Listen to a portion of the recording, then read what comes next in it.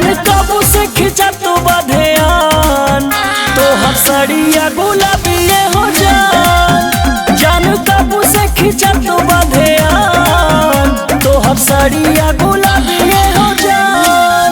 छछनाता देखी देखी के परान तारा गलिया पतिल के निशान। देखे उठता भीतर से तूफान तो हर सड़िया गुलाबी हो जान।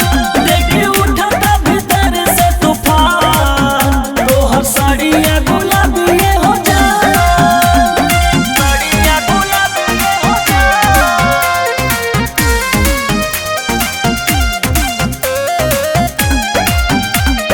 सड़िया गुलाबी हो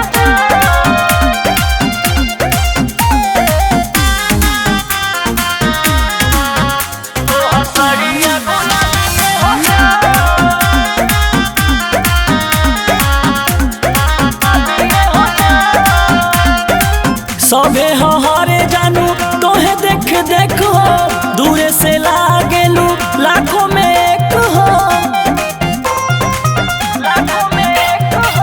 सबे हरे जानू तोहे देख देख हो दूरे से लागेलू लाखों में एक हो।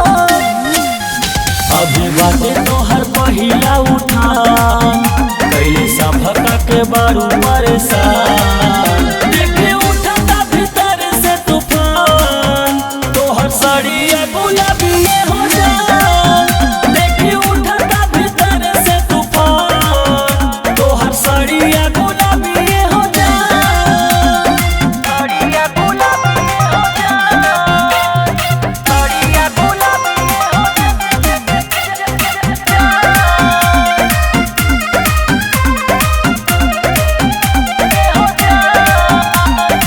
लबकला हमारा से बाटे मुहूर्त राजन के बाटे खाली तोहरे जरूरत। लबकला